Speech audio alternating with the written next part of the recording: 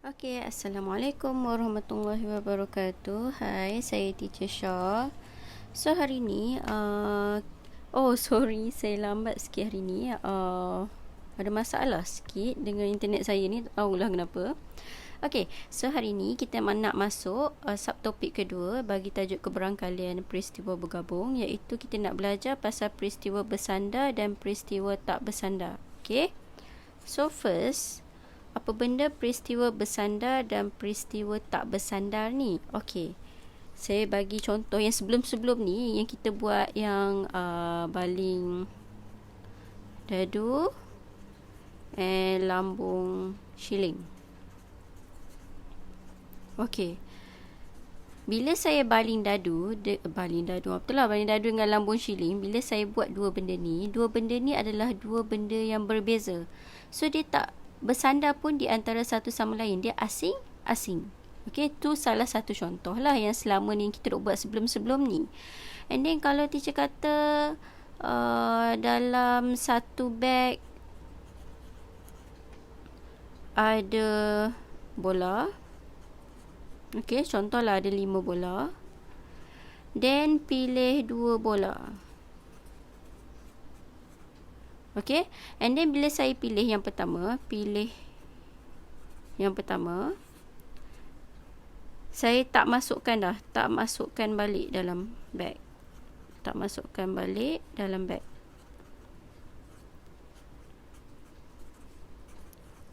Okay, so benda ni untuk then pilih yang kedua, kemudian pilih yang kedua lah.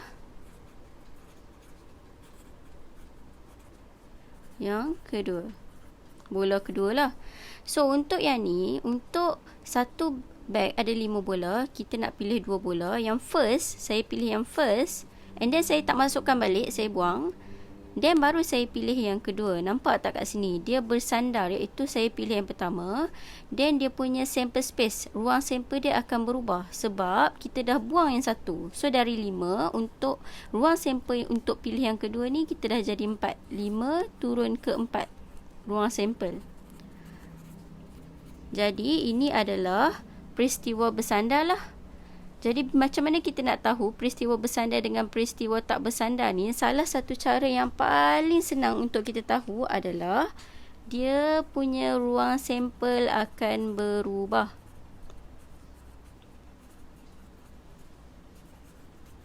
Okey, untuk peristiwa kedua, dia akan berubahlah ruang sampel. Dia macam akan terkesan daripada peristiwa pertama. Itu kita panggil sebagai peristiwa bersandar. Kalau contoh saya kata saya baling dadu 2 biji, dan bila saya baling tu, dua-dua biji tu adalah dadu yang berlainan. Jadi dia memang tak bersandar. Okey, selama yang kita buat ni adalah contoh yang tak bersandar. Jadi hari ni teacher akan tunjuk perbezaan kedua-dua ni lah. Untuk cek secara spesifik, dia ada rule dia, iaitu hukum hasil darab. So hukum hasil darab ni macam mana? Saya ambil yang ni.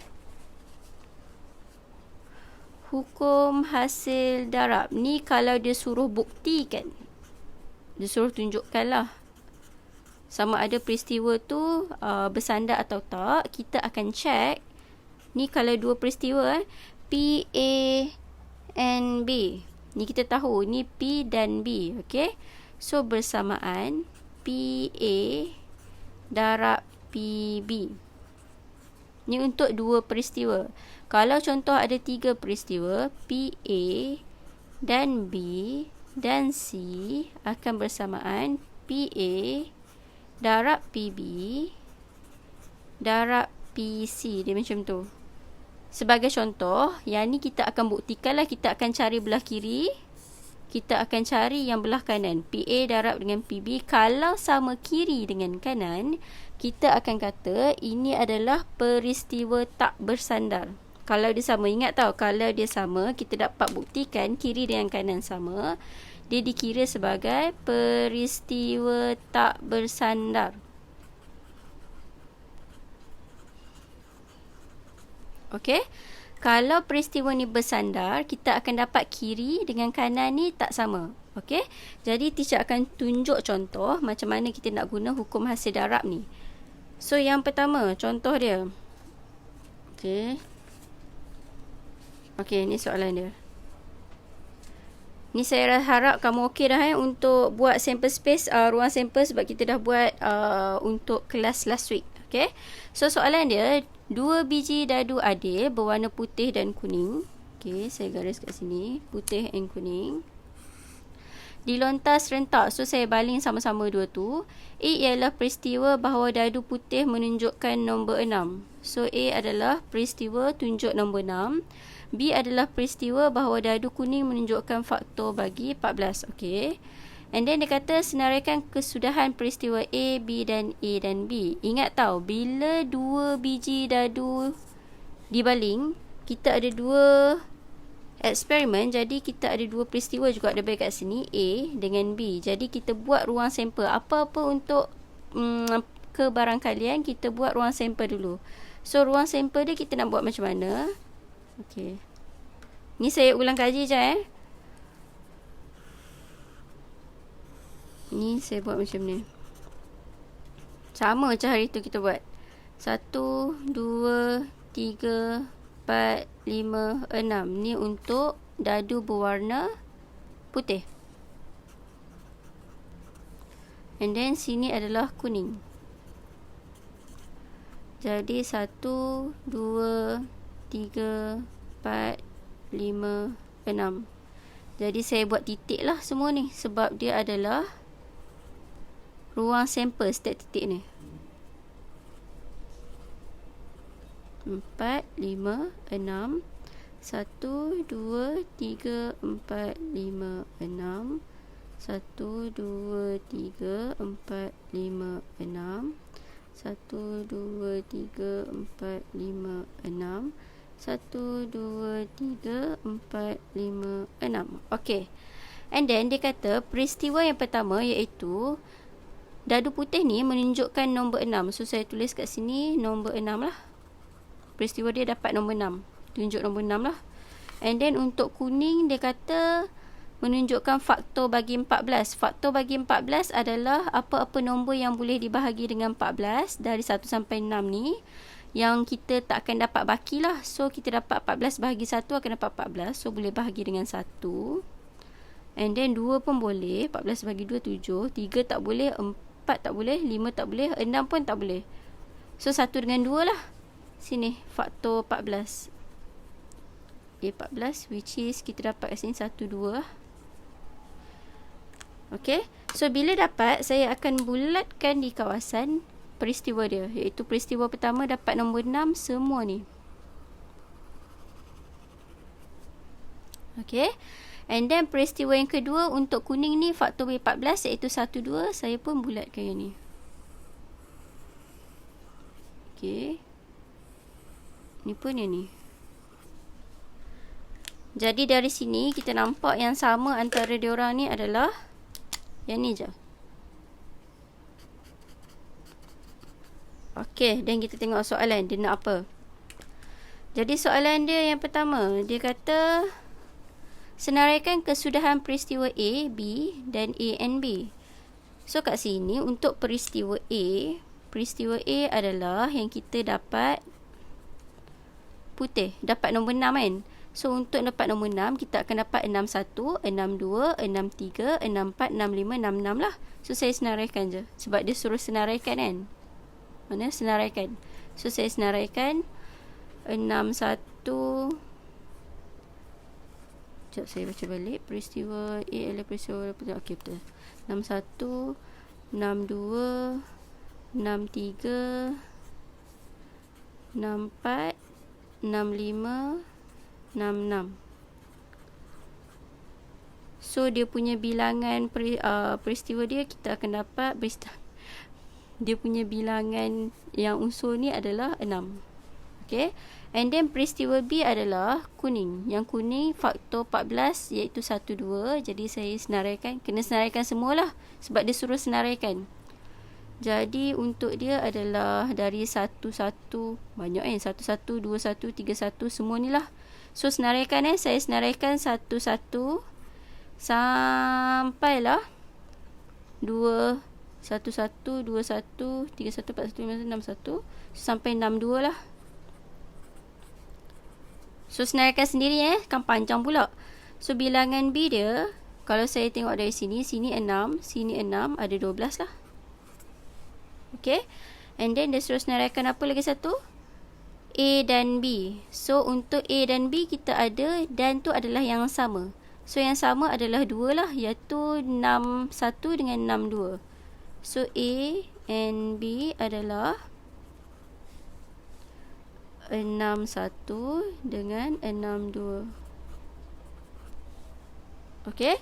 So bila kita dah senaraikan, okay, so sekarang nak masuk yang B ni. Yang B yang saya nak masuk sekarang, iaitu dia kata tunjukkan PA and B bersamaan PA darab PB dan nyatakan hubungan antara peristiwa A dan peristiwa B. So untuk nyatakan peristiwa A dan peristiwa B ni, kita kena buktikan. Dia suruh buktikan lah, tunjukkan dulu. So PA and PB ni, A and B kita ada berapa set dia? 1, 2. And then untuk semua sekali bilangan sample space, ruang sampel adalah semua. So kita tengok kat sini ada satu garisan ni ada 6, 12, 18, 24, 30, 36. Dan baru kita boleh jawab B. B dia adalah, dia suruh tunjukkan PA and B bersamaan PA-PB. So PA and B adalah PA and B 2. Ni saya tak tunjuk balik formula dia. 2 per total. Total adalah 36. So bersamaan, kita tekan kalkulator, 2 per 36, 1 per 18. So kat sini adalah 1 per 18. And then yang kedua, PA darab PB. Okay, so sekarang PA tadi bilangan A dia adalah 6 per 36 darab dengan PB. PB adalah 12 per 36. So kita kira dengan kalkulator. 6 per 36 darab dengan 12 per 36. 1 per 18. So nampak tak? Sekarang ni kita dah tunjukkan bahawa PA and B bersamaan dengan PA darab PB. So bila kedua-dua ni sama, 1 per 18 sama dengan 1 per 18, kita boleh buat conclusion bahawa dia adalah peristiwa tak bersandar.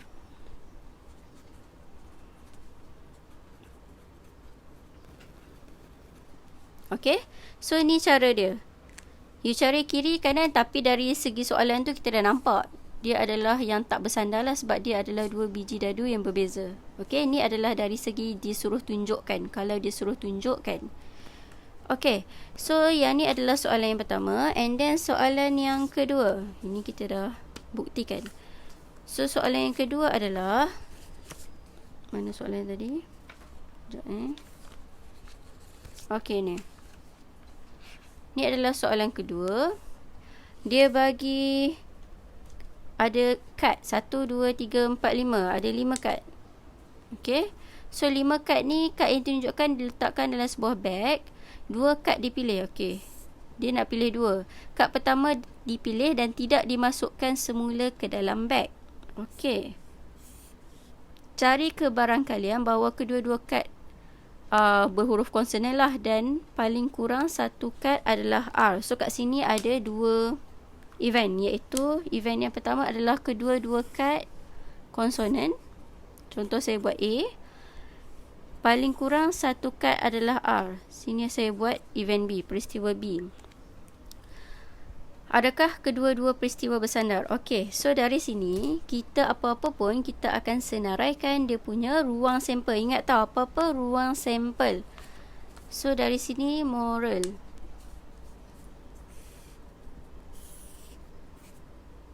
So saya tulis M O R A L. Okay, sebab ada 5 kad. And then kat sini pun M O R A L, sebab kita nak pilih 2 dari kad ni, kad moral ni. So yang pertama, dia kata event dia adalah dua konsonan, 2 huruf konsonan. Kita dapat 2 huruf konsonan. And then event yang kedua adalah dia kata apa satu lagi? Paling kurang satu kad adalah R. Okey, paling kurang satu kad adalah R. Okey, jom kita buat ni. Jadi titik dia, sekarang ni titik dia lain sikit tau. Sebab dia kata tak diganti. So dia kata first, contohlah first saya pilih M. Second saya tak akan dapat M. Jadi kat sini tak ada titik dia. Kita tak boleh dapat MM. Kita akan dapat sama ada MO, MR, MA, ML. Macam tu.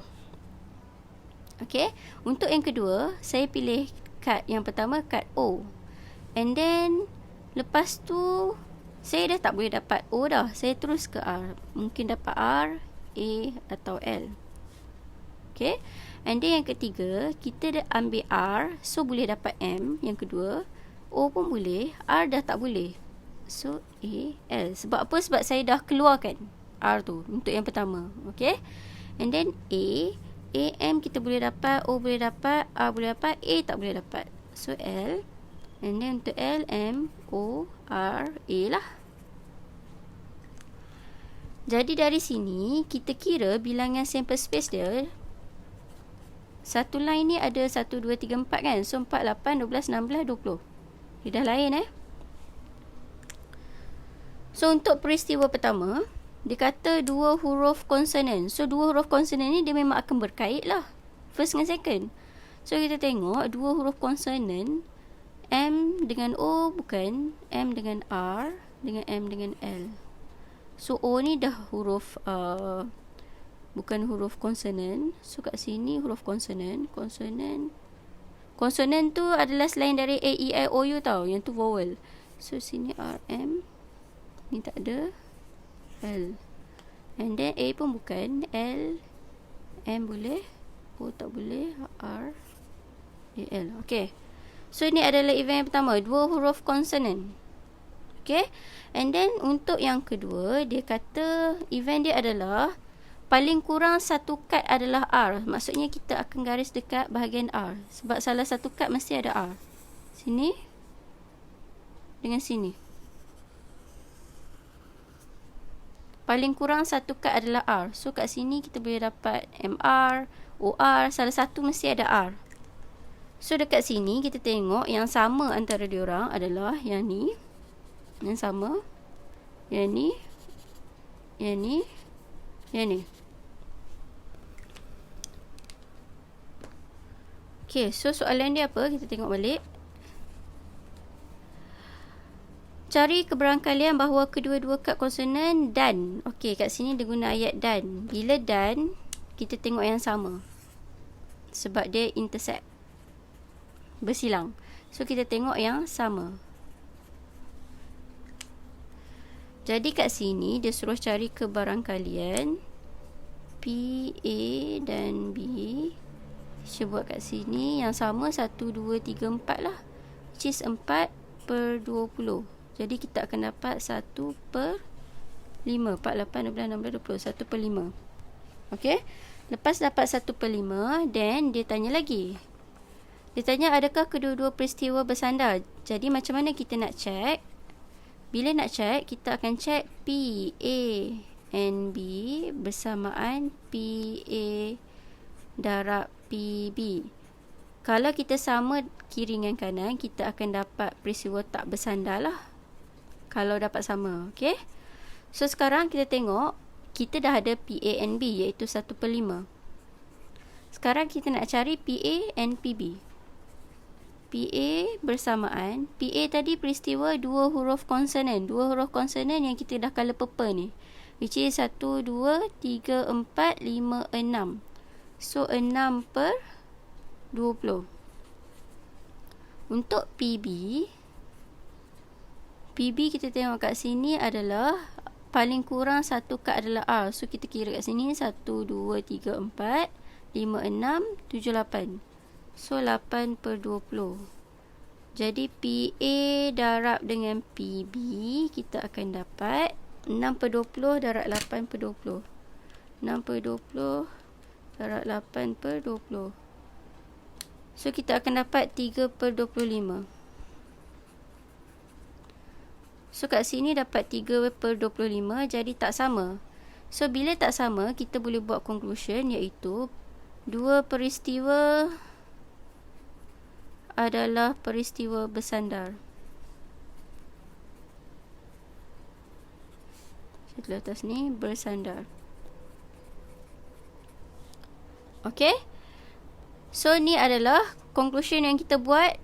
Kalau kita baca dari soalan pun, kita dah tahu sebenarnya dia memang event yang bersandar. Sebab bila kita pilih satu, kita tak masukkan semula, dia akan bagi kesan kepada ruang sampel. Okay. Jadi kat sini, kita buktikan saja.